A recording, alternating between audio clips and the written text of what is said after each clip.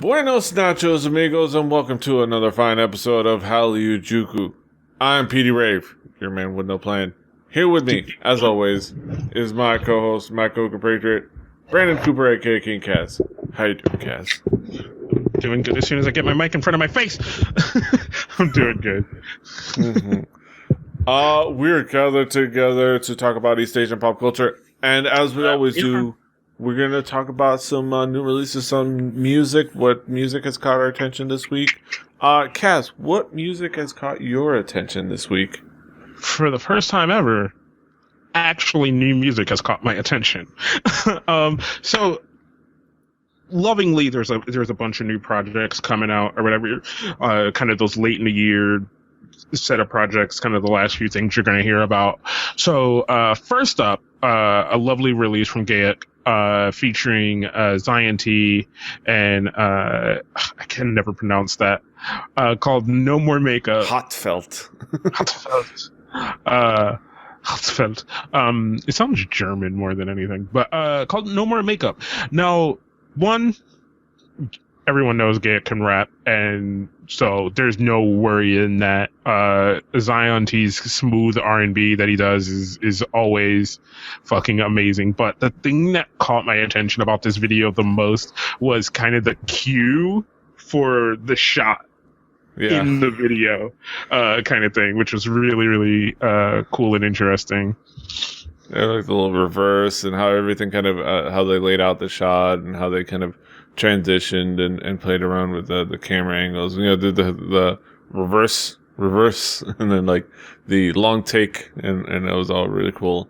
And Gecko, Gecko is a known commodity. You knew that it was going to be top-notch rapping, and I think if we get the chance, we'll probably try to get a chance to talk about the whole his whole solo release, Red and Gray.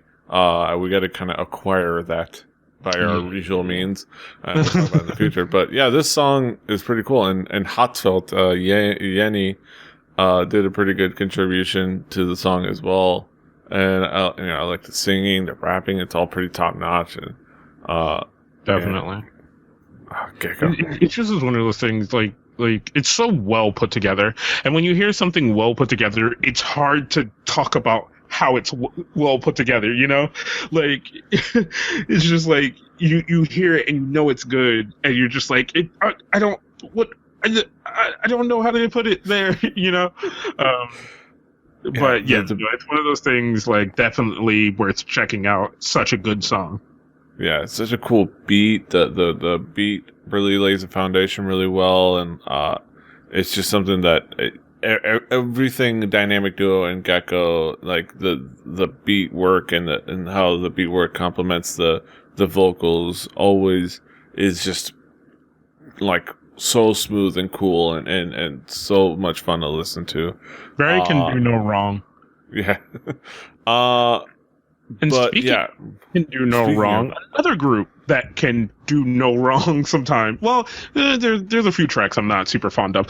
But it is Epic High's new release. Finally, they finally dropped their new video called Born Hater that everybody has been anticipating, because it also features a bunch of rookies from the YG stables.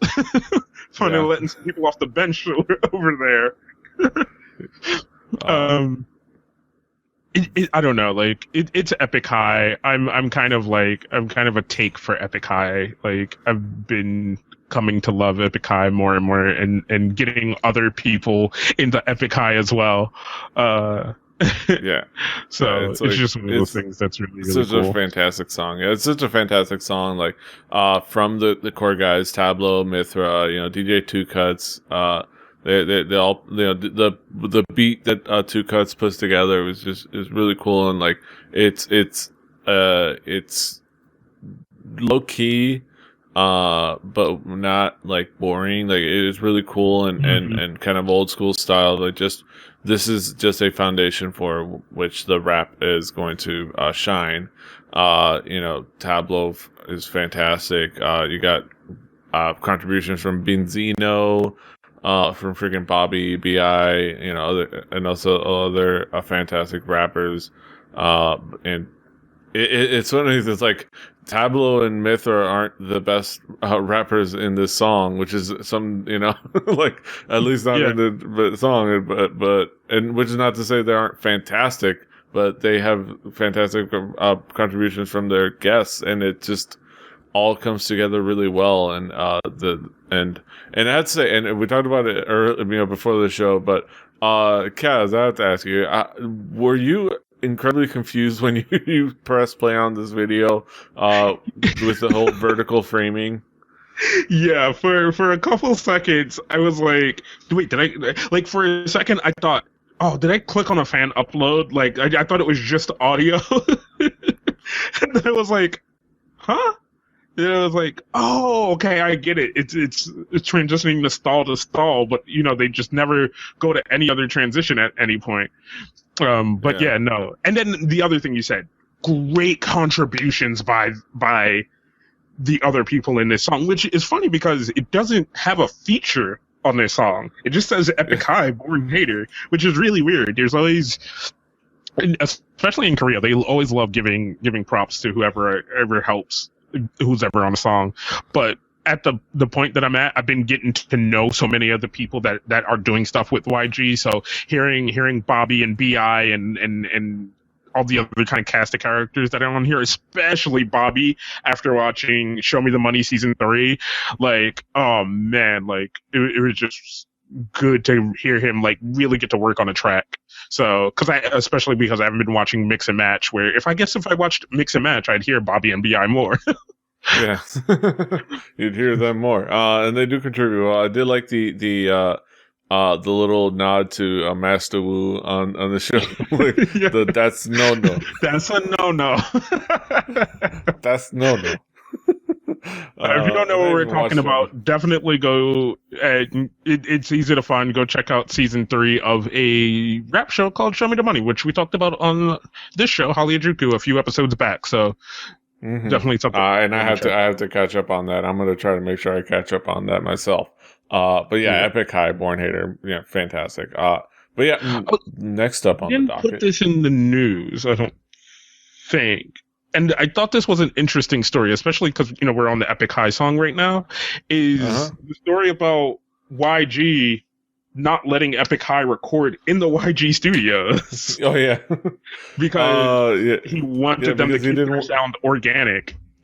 Yeah, he wanted to keep Epic High's sound Epic High rather than like let them be, get caught up in being very YG. Like they didn't want to become, which is I don't know if it's necessarily well, I mean, it could also be, it could be read as a knock on their other artists, but at the same time but at the same time, it is something that is understandable when you're talking about a group like Epic High, where it's the dynamic of these artists and the way they came up is a big part of why they are who they are, and like how they work and where they came up and how they how their dynamic works, in the recording process and the writing process and all that stuff is a huge part of what makes their DNA. So the fact that they're getting to the that's no part.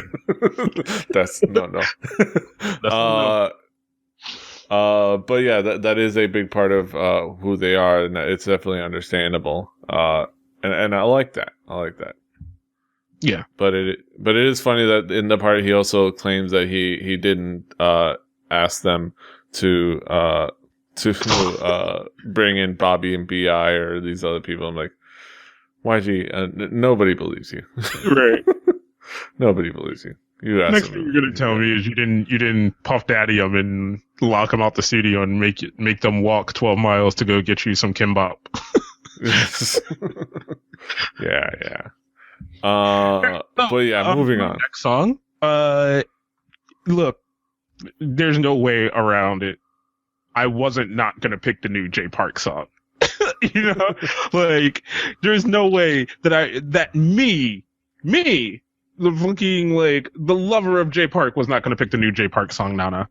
So it's Jay Park's Nana. Like, what else do you want me to say? Like, am I gonna tell you again for the 900th time how much I love Jay Park when he raps and does everything that Jay Park does?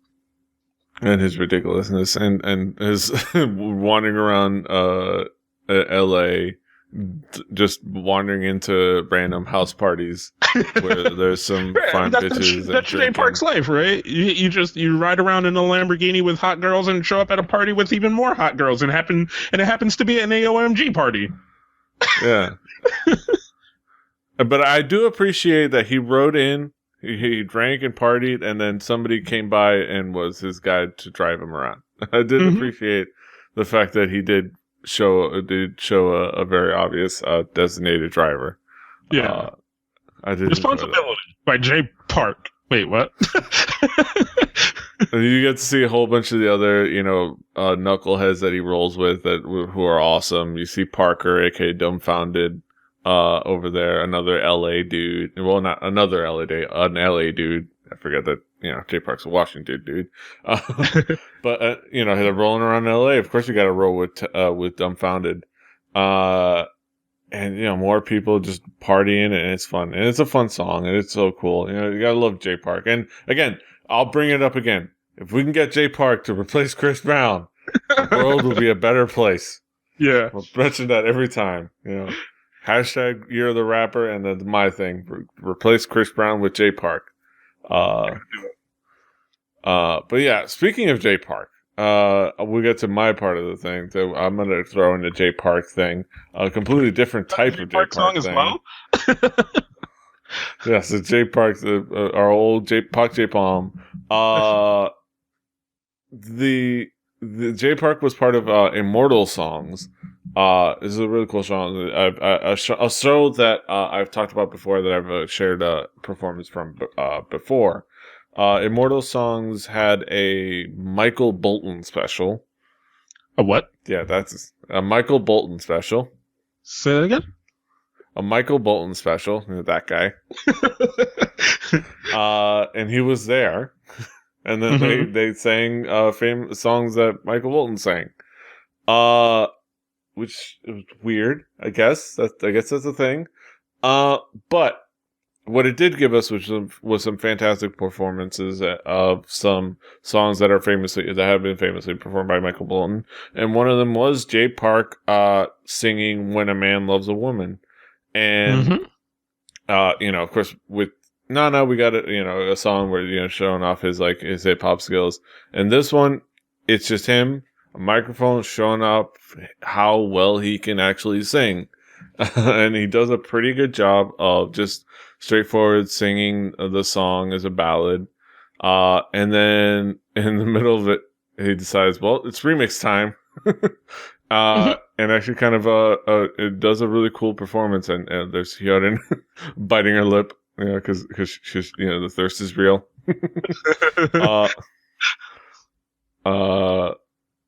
And it's just a really cool performance, like the way he mixes it up for the when he kind of breaks that R&B beat and goes like, "When a man loves a woman, when a man loves a woman," and it starts getting into that, and then the dance break comes in, and it's actually pretty fun. I don't know, what did you think of the performance? I linked to you on this before.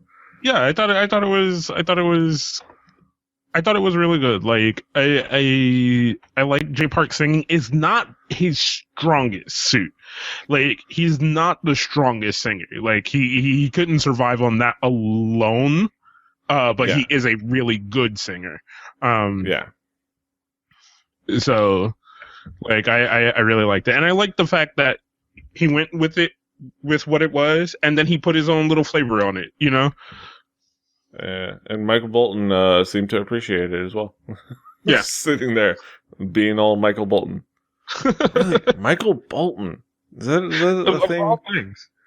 Of all things. It's kind of like, I almost feel like that was like similar to Korea's reaction to say that when Psy got popular. It was like, I mean, I understand, but Psy of all people? It's almost like we have all these boy groups and stuff. Like, well, what's up? And it's almost like, yeah, Michael Bolton. But yeah, it did have some cool stuff. A little bit of a rap break thing too. But yeah. But moving on, from Jay Park, New releases. We had Girls' Day with their recent Every day. release. Oh, I'm sorry. Every day, Girls' Day. All right. Uh, On the with business. their song "I Miss You," Bogoshiba. Mm-hmm, mm-hmm. It was A going to be nice a little song I was gonna ballad. pick, but I knew Petey would already picked it, so there was no point. uh, it was a nice little ballad. This is a song that they just kind of released this ballad album and single release. They're not promoting it on the music shows, partially because they're all really busy with other shit, so they don't really have time for a full on promotion cycle. But they still release this song, and it's actually a pretty darn good song, don't you think? I mean, it's weirdly funny to think about that they're probably not going to promote this on music shows, but they're going to be releasing these songs, whereas everyone else goes, "Hey, we can't release new songs, so we're breaking up." Like, wait, but they just did it. Like, what about that? And I mean, you know what? Hey, more reason for everybody to now go listen to Girls' Day, because it's a goddamn good song too. On top of that, Yeah. like, you take nothing away from Girls' Day. Goddamn good song. They did an exceptional job, and it's a little bit sad that they're not going to promote this on music shows. But hey, what the fuck? It's a good song.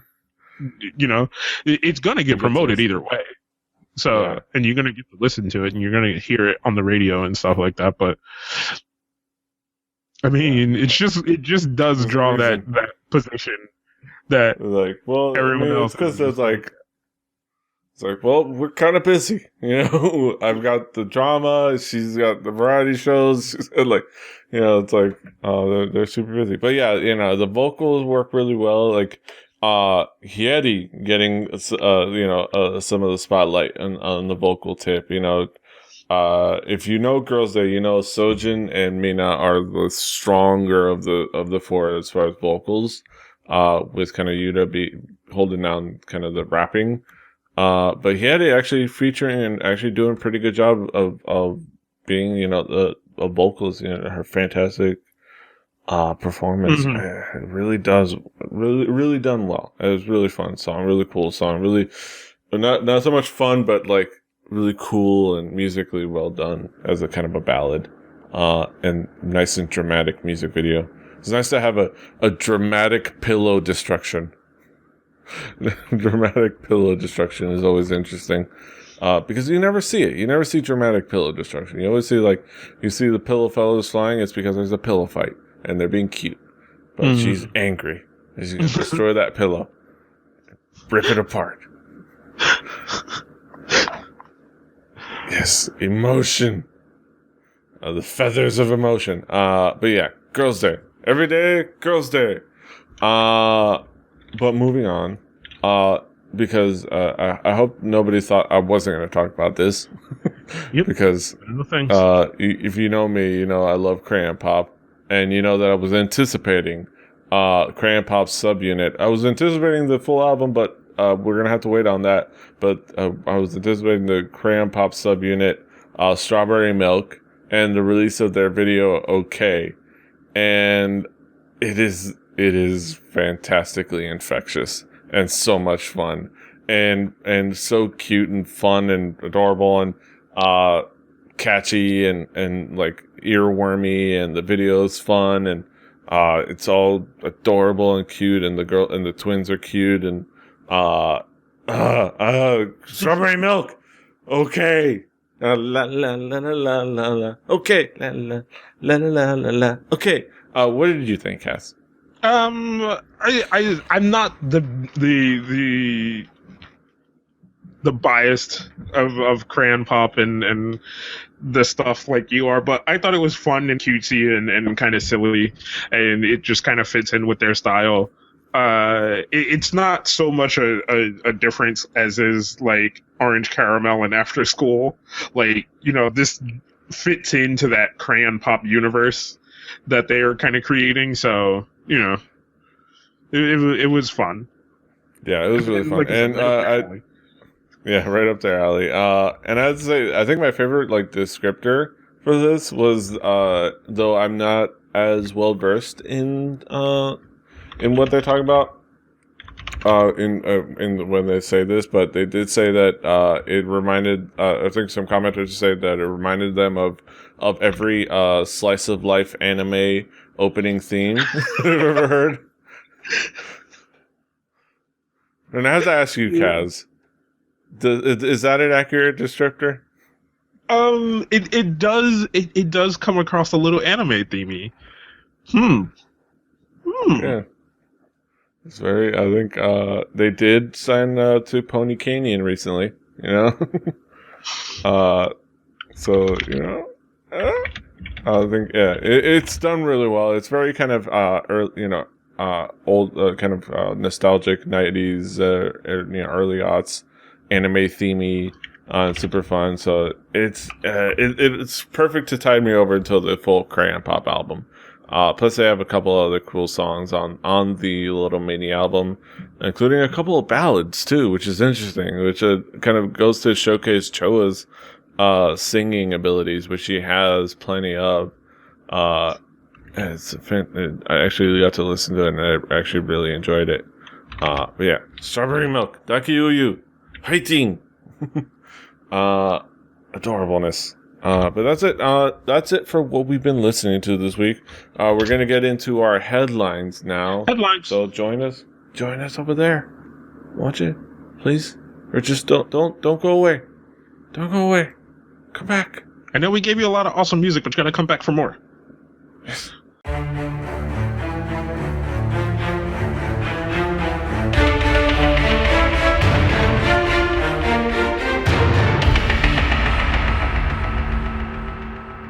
All right, folks, welcome back to the headlines. We talk about some of the goings-ons and the topical topics of the East Asian pop culture world.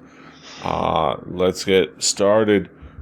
First off, security mistakes AKB48's Kana Kobayashi for intruder.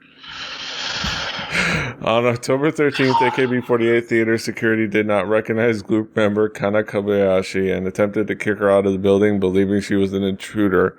Kobayashi recounted the incident in a blog post. The idol was getting ready to enter the dressing room and prepare for a performance when security stopped her. Security attempted to escort her out of the building, but fellow group members and staff identified her as an AKB48 members.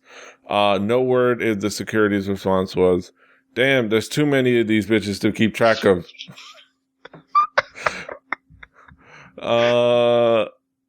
That was my lame joke. What are your thoughts, Kaz? Reading this? Okay. So we have had an episode where I've explained what AKB is for those who are not in the know. And it's just it just makes me. It's just one of those silly fucking things, because there are so many girls in the group that I'm surprised that it was like it took this long for that to happen. Like, I'm so surprised that it took this long for something like this to happen. Or it's the fact that she probably talked about it, whereas other people probably just didn't say shit when they got mistaken for being not part of the group or anything like that. And it's just one of those silly things. It's just the like, I am rambling right now. All right, focus. But it's just one of those really, really silly things of having a group that spans almost 128 members. And I think at this point, almost 148 with girls dropping and coming in. Where, you have so many girls across so many groups and there's so much shift and change that happens in it. Because girls go from one group to the other and move around and all this other kind of stuff. So, maybe sometimes security doesn't remember who's who. Like, it's just weird. Yeah. And reportedly, both Kobayashi and security were good sports about it. And they said that, apparently the security guard didn't get a good look at her and recognize her after he kind of got it. It must, because, it's a theater, things are moving around, so really it's an understandable thing where it's just kind of he didn't really get a good look at her and okay, it's you, because they probably they probably know all of each other. So, but it was kind of hilarious. She said that she laughed it off, saying it's like the first time I worked 8.5 years ago. It's like my duty is like it's like being a kid again. Which is kind of crazy that another thing that's hilarious. It happened not even to a in one of the young girls that it's like on Team C or something like that. This is somebody who's been there for 8.5 years and is part of one of the main ones, Team K. So it's like, it's hilarious for it to happen to a veteran like that. But yeah, one of those fun moments. But in less than fun moments, but it's still interesting. Speaking of AKB48 security, AKB48 halts high fives for fans after theater performance. AKB48 will further restrict from fans from accessing the group by eliminating high fives following the conclusion of theater shows. This is part of continuing fallout from the attack that we chronicled not a little while back on the show earlier this year. And this is interesting. It's an interesting thing to think about because that personal contact is such a big part of AKB48. As we've chronicled on the show, AKB48's concept, it was idols you can meet. That very, kind of that personal connection, that personal physical connection. And, those high five events and those handshake events are a big part of that. Do you think that this is going to change the dynamic for the fans, or how? Most definitely. Depending on the goings on that continue to happen and how much more they continue to take away, this is definitely going to start to change the dynamic, because this is now going to make them the thing you reach out for that you can't get, and they were always supposed to be these people that you can get to know, you can almost to a sense be friends with, and of course I have that thought process of like, oh, one day I could maybe hang out with them and stuff like that, which no, that was never an idea. But that's what it was built upon, so if they start to take more and more of that away, it changes that dynamic, like you said, and it changes what the fans who go to AKB48 get out of AKB48. And even the group members' dynamic change and all that stuff changes, because AKB is not just promoted by their fans. There are people who are famous and buy into it. There are famous Japanese people who buy into the AKB48 hype because of these things. So when you change that dynamic, you change the fan dynamic, and you change all these other things, and you change what people get and take and want from you, so it's definitely going to change, whether it's for the good or for bad. I mean, right now it's definitely going to be for the bad, because it comes down to that taking this one bad thing that happened and making everyone suffer, But it's going to be interesting. I think one of the interesting points that the article here on Asian Jackie, the article points out, is that it's probably not going to affect the group at large, but the idea that some may lose incentive to kind of attend the theater shows, which are a good way for kind of a lot of the less popular members to kind of get in recognition, because the members that aren't always featured on the singles but are there that can, just through live performances, gain a little recognition, gain their own fan base.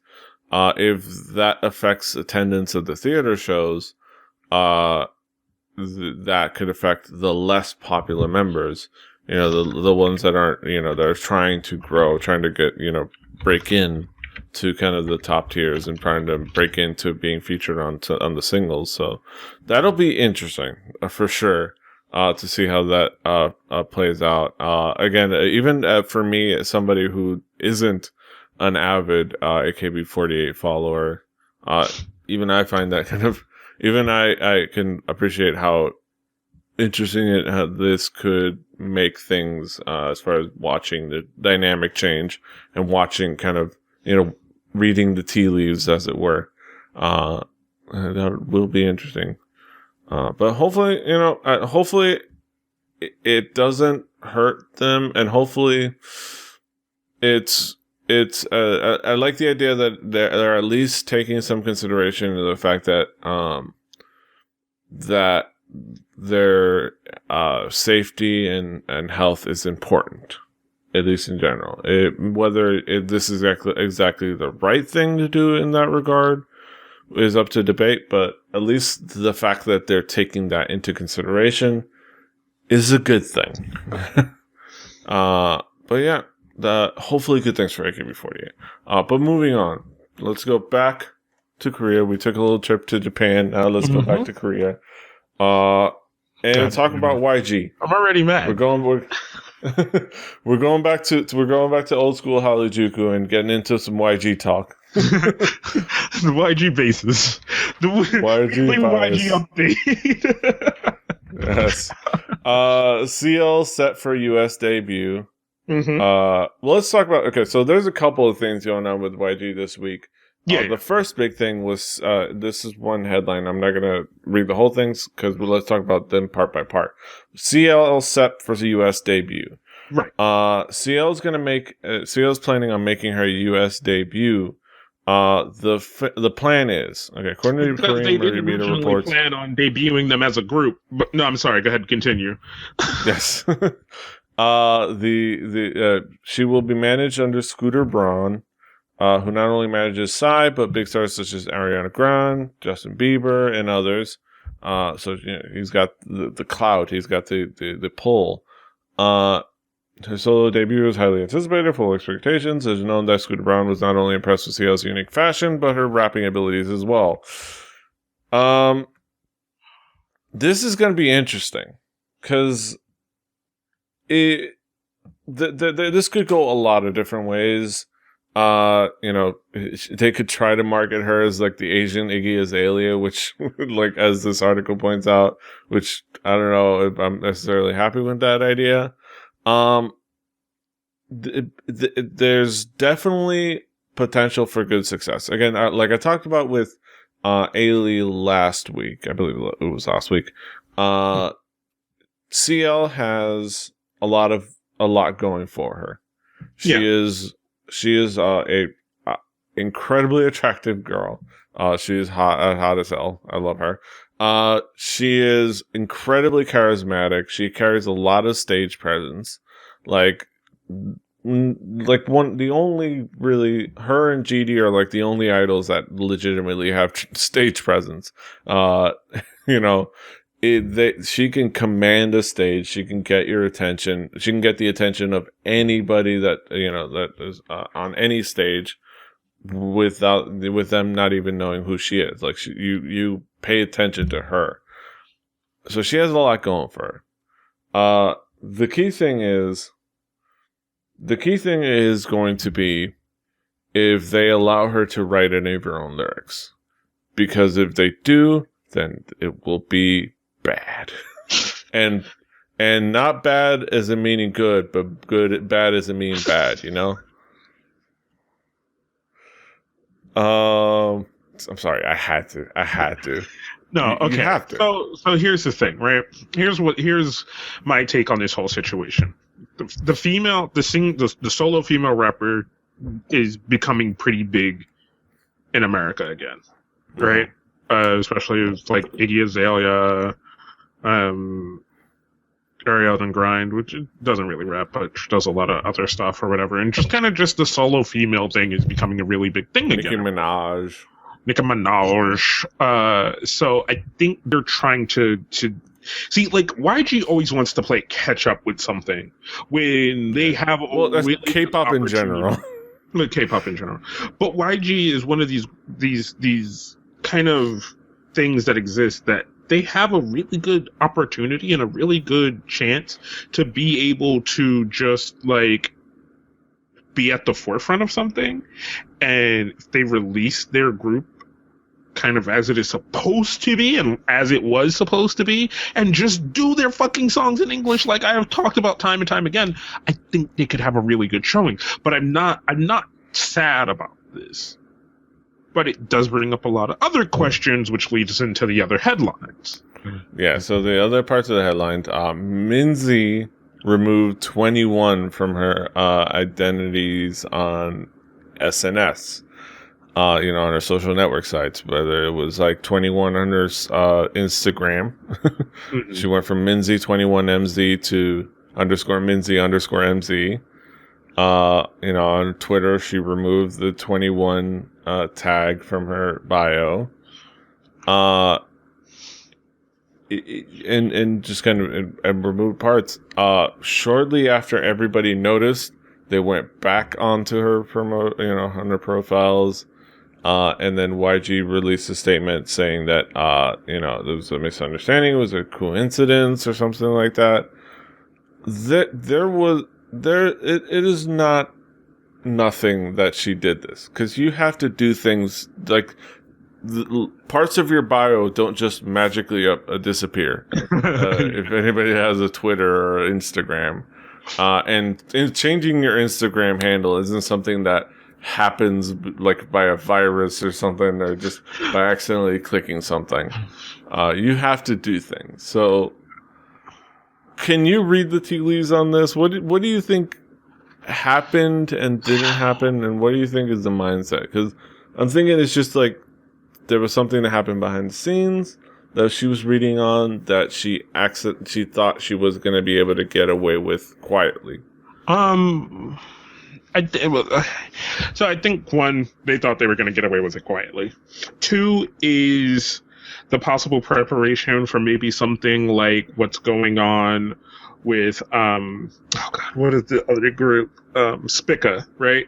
So Spica's main girl is going to release by herself, and maybe they're rethinking, like, do a solo with Mimsy, or do a variety show with just Park Bom and Dara. Oh my God! Hold on, can we put that in the works of everything? Yes, that will guide my anger. Sound Park was amazing. Going on, Double like, Park in the TV world. was awesome. If you viewer or listener haven't, go check out. Well, first check out 21 TV, because that's super fun, and check out Double Park TV, because that was super fun. Yeah, leading up to I think it was to the Missing You promotion cycle. Double Park TV, where it's Park Bom and Sandara Park doing like spoilers and interviews leading up to that promotion. That was fun as hell. But yeah, as you were saying. Yeah, so, but, alright, so the thing overall is just that there's a lot of rumor and a lot of weirdness going on around 2NE1, and it's just been going on for the longest time now. Where it's just kind of, no one knows what's going on with 2NE1 as a group or as a whole or as a unit. And now with splitting apart of that unit and doing all these other kind of things, it's just really like, how's this gonna Especially go? coming off of Park Bom's unfortunate scandals and issues this year, with things resurfacing, kind of put her in a position where she kind of had to lay low, I guess, and CL refocusing to her solo debut. Where does that leave Minzy? And it's very easy to speculate. It's very easy to want to read the tea leaves on that, because if we're talking about that leaves only Minzy as an active, viable option as a 2NE1 member. If of the God bless her, I love Dara, but she's just kind of there. I love her to death, but she's kind of there. One important member is going to be is kind of on the back burner. One's doing her thing and going for a U.S. debut. Where does that leave Minzy? That's a tough part. And I think that this may have been like a little thing she was doing. All right, let me kind of work this out of the way and start preparing. And she was hoping that nobody would notice. But she didn't realize this is the internet. Right. And everybody noticed immediately. So, it was probably not the wisest thing. And of course, then he became the, oh, well, it was a coincidence. She was just kind of doing some thing with the thing, and they're not breaking up. We swear. Right. I mean, and just because of the fact that we've been hearing so much of this in the last few months of like, you see one little thing, oh, no, don't worry, everything's cool, everything's cool, everything's cool, everything's cool, everything's cool. We're kicking Jessica out of GG. What? Wait, hold on, what? like, like everything's cool, everything's cool, everything's cool, everything's cool. We're breaking up this group. Everything's cool, everything's cool, everything's cool. We're breaking up this group. And it's just like... Yeah. And everybody's kind of on edge with basically 2014 being what it is, for all these things this year. Chris Lujan out of EXO, putting themselves out of EXO, M Black, if you and so many like reworkings and reshapings of groups and money issues and all kinds of drama being put in the forefront. You always worry about a group like 21, especially if you're a blackjack like the two of us are. Like, this is a group that we have a great affection for, a lot of love, and we, like This is one of my favorite first groups that like I came across and getting into like East Asian pop culture. Like, it was like maybe 48. I went through that whirlwind, and then when I kind of got into Korean music, I found Big Bang, and then I found 2NE1, and it was like a whirlwind with 2NE1 because it was at like kind of their growth and height at the time where they were becoming really, really big, and it was just like, and it's that time that you dedicate to something, and dedicating my time to it's a worry. Loving and learning to anyone. Like, and don't worry. Wanting more. Like, I've just constantly left wanting more in the past few years, and I just haven't got it. So, and of course, like, and if there was, I would say the top K-pop girl group that I would want to see live. Period is 21. Like, right. And now even more so than Girls' Generation. Possibility where we might not get that chance.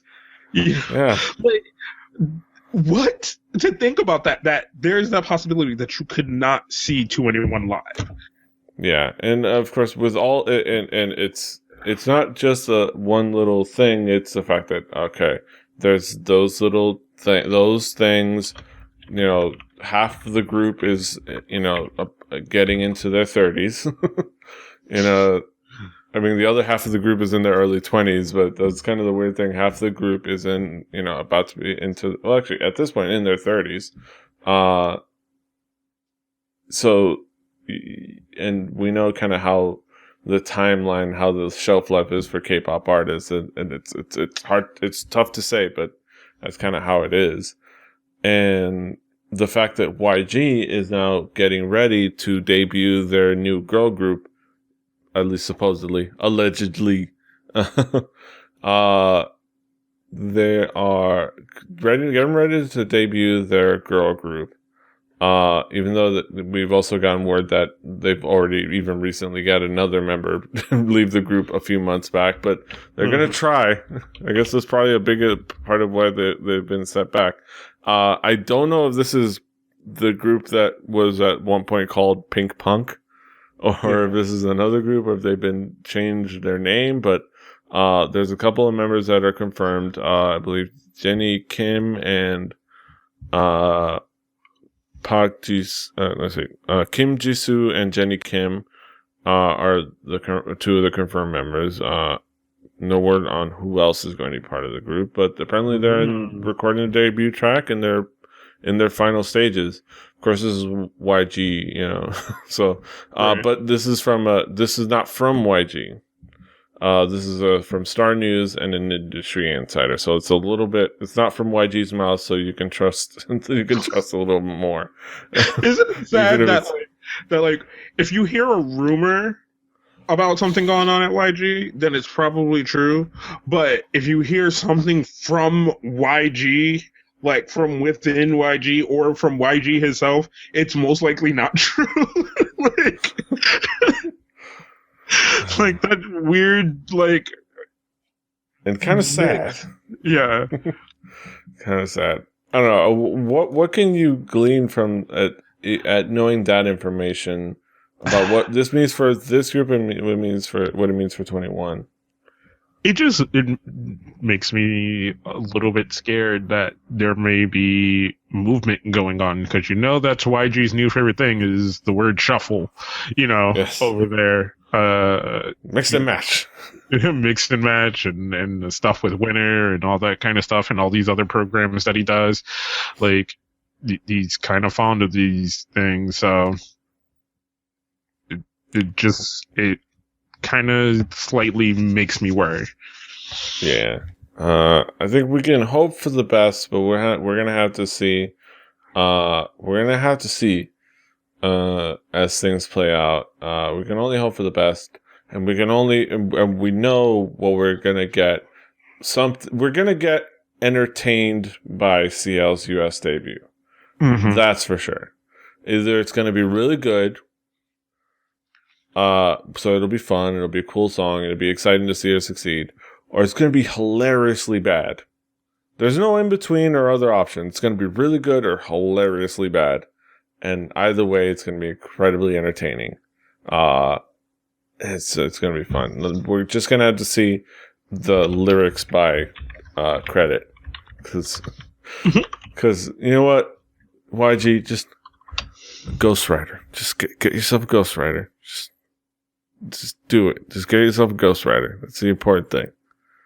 Okay, somebody who knows how to do some rap.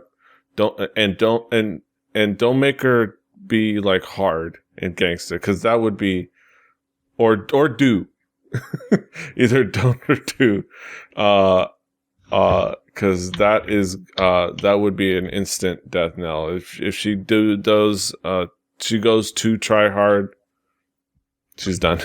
But we're gonna have to see. We're gonna have to hope for the best. But that's it for headlines. We're gonna get over to our Hallyujuku Talk segment again. Kaz has finally checked out a couple of episodes of It's Okay, That's Love. We're going to get his first impressions right now when we return. So join us.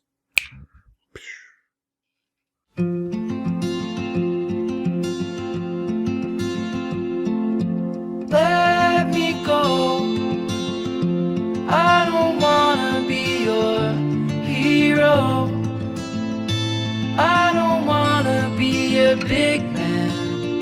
I just wanna fight with everyone else. Your masquerade. I don't wanna be a part of your parade. Alright, ladies and gentlemen, welcome back to Hallyujuku. We're here in our Hallyujuku Talk segment. We're going to take a time to talk about a specific subject or specific piece of media. A Pacific piece of media, as if I could speak. This time we're going to talk about a drama, and this time it's a show that it caught my attention first, but then finally I gave to Kaz to watch, and we kind of a reverse that we've been able to do now.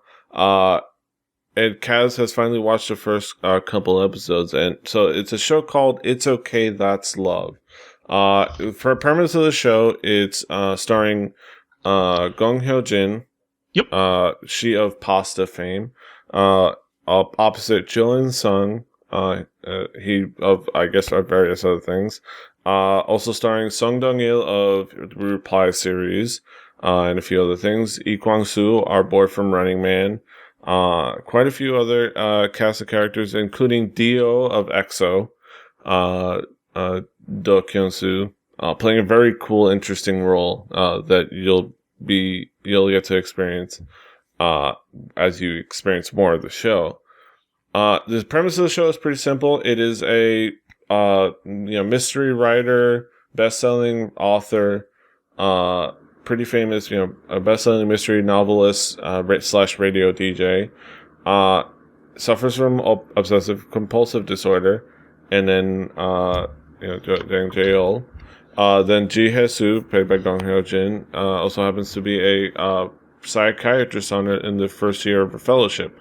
They kind of meet, not in the usual fateful way, but just because of work, which is an interesting kind of like a thing to point out, because it's usually with the dramas they meet in a fateful way and they're meant to be each other. No, they just met because of a work assignment, because of a favor, and they star opposite each other, and it's kind of one of those opposites attract issue. Things. There's a lot of humor, there's a lot of personality, there's a lot of kind of feels. And throughout the show, it does a lot of stuff really well. As far as the personalities, a lot of the acting really well. It's a really funny show. And it's a really good show that really does a good job of humanizing mental illness. But let's get into Kaz's thoughts. Yes. Kaz, you've watched the first couple of episodes. What were your, let's say, first, what was your expectation coming into the show? And then what was your impression once you started actually watching the show? So expectation-wise, I was expecting kind of a lot of comedic. I was expecting a lot of comedic, like, just stuff to happen. I expected kind of strict romantic comedy, and I was not ready for the drama in the first episode. Like, they drop a bomb on you in the first episode. They drop a lot of bombs on you. Actually, they're not dropping bombs. You walk out into a minefield that looks like an IKEA. You're like, man, there's a really lot of nice stuff around here. And then you're like, holy shit, stuff is exploding. Like, no, like, this is not cool. So yeah, like I kind of expected that, because like I said, I know the main actress from the show,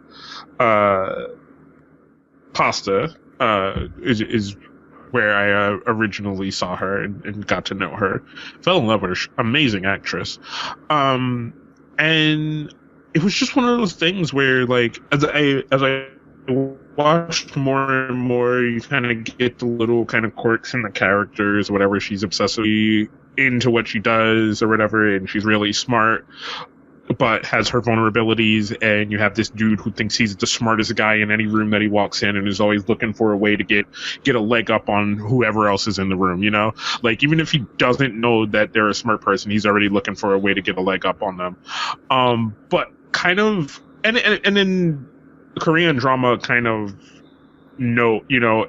everybody kind of has an issue, right? It's a show that you can tell is going to be heavy-handed on the mental issue thing, so everybody kind of has something about them that you meet right off the bat, where Lee Kwang-soo's character, you find out he has Tourette's or whatever. One of the first things they deal with is this family issue of a person being transgendered and their family trying to basically murder them, and then crazy, like, and then these are all things. If you watch Korean drama, they don't ever harp on something for a character and then don't come back to it. They always at some point come back to a thing that you see in Korean drama, which is really kind of cool, and something that we don't get a lot here in American drama. Everything is usually really, really, really, really, consistent. Whereas usually, like for the good ones, yeah. A lot of American drama is focused on, like, boom, here's this character, and you see kind of this drama that they have with another person or whatever to show you some character depth to them, but then they switch to something else to continue that character depth. They never kind of stick to these side things. Like Korean dramas really are specific in, like, we showed you this thing because we're going to continue with this thing to show you a part of this person or whatever. And sometimes it gets a little too much, but so far doing really, really good in this show. And like you said, a really, really good cast. I think so far, watching the first few episodes, I'm only going to say I'm 2 episodes in. I wanted to be a bit more, but I just mentally kind of hazed out during the 3rd episode. But the first episode is a really strong showing for drama. The other parts, not so much. The romantic comedy parts are a little weirdly placed in with something that hits you so strong dramatically. That when you get to kind of these funny parts, they're really weirdly mixed in, where like all of a sudden she's getting attacked in a club by some crazy dude, and he's trying to still one up her in conversation or whatever, and in showing that he's smarter than her. But she knows who this person is, and there's kind of just this funny moment, and then, you know, them chasing each other through the streets, which is also still all wrapped up in this really dramatic moment of this person who's having a psychotic breakdown and running through the streets, you know? Yeah. And you could almost, for a sense, at some point hear the kind of Monty Python music, you know? Yeah. And it's just like, all right, that doesn't fit, because this is a really dramatic moment. But the dramatic moments, so far, it's really good at, and that's the thing that's pulling me. The thing that could lose me is that weird mix of trying to mix comedy in between these dramatic parts, because that's what it seems like is happening. It's these really good, well-written out dramatic parts where you sprinkled comedy in them haphazardly, and it kind of takes you back a little bit at times. Yeah, I think as well, you'll find, and hopefully when we talk about it as you get deeper, is that I think they do a pretty good job of mixing it a little bit better. The romance and establishing kind of their romance and the kind of their dynamic, because I think that's the big part of their dynamic, is that they're both stubborn and smart, you know, and how, you know, how that affects them. It's gonna be a big part. I think a good core of it. But you'll find that a big part of it is going to be Jang Jae-il's journey, and when it gets to the end, it's going to be a huge part of that, and about helping him on his journey, and you're going to find that, and I have to ask you, let me see, I don't know how long that character, the transgender character, I'm trying to remember if that gets wrapped up in episode 2. Because there's a great moment at the end of that person's kind of story where it's actually a kind of a short, but it does really good job of showing. Well, yeah, that's what I mean. Like it's something to show you strength in the main character or whatever. Yeah. But Korean dramas are really good at going, this is really only something to show you something about the main character, but because we showed you this, we're going to wrap this up. And it may only happen in 1 episode or 2 episodes, 3 episodes. But it's one of those things where they will be like, oh, okay, we want to show you that this person is a doctor and they're really good at their job or whatever. And they'll walk into a room, talk to a patient, and you get this understanding that, holy shit, they have this really good understanding of, you go, man, she has this really good understanding of psychology, and she's strong, and she does it, and she'll speak up for herself if she has to, or whatever, and speak up for her patient, right? In American dramas, they'll end that right there, and you'll to coin a phrase from Film Sack, you'll chicken the bucket that character from there, the patients, in an American series or something like that. But with Korean series, they go, this is this character, this is something to show you strength of the character. Here's this side character that you don't necessarily have to worry about. But guess what? We're going to make that a really mini storyline within itself or whatever, you know? And I'm trying to remember that moment where the culminates and she kind of puts because that young girl finally tries to kill herself, and the big part of that, she keeps willingly going back to the family even though they abuse her, and then she would constantly apologize for that her family and constantly feel bad, and she finally said, okay, she put her in front of the mirror and said, okay, this is who you are, you matter, look at yourself. You're a human being and you matter, it kind of let her realize that she's important and her feelings are important and her thoughts and her emotional, her pain is important, and, she's a human being worth, listening to it, and I love that. And like you said, and they do a good job of establishing that. And the patient that in the early part of the show, the patient that you see that is drawing the genitalia, they finish up that storyline, and she helps that character, and that character gets revisited, and always and you see him as kind of a character she meets up with and turns to, and always checks in on. And I like that it establishes, like you said, to establish that character as something that is part of the big thread of the story. So so you had good first impressions. You're definitely going to check out more of the show, and hopefully. Yeah. And obviously not just because we have to because of the show, but because it is a really good show, and I'm looking forward to you seeing it go forward, especially toward to the end, because the way that the story finishes, and it's only 16 episodes, so it's not a big commitment, but yeah, it's gonna end really well, and it's that end storyline is just fantastic. And how it wraps everything up. So I look forward to that. And y'all can look forward to that. And that's it.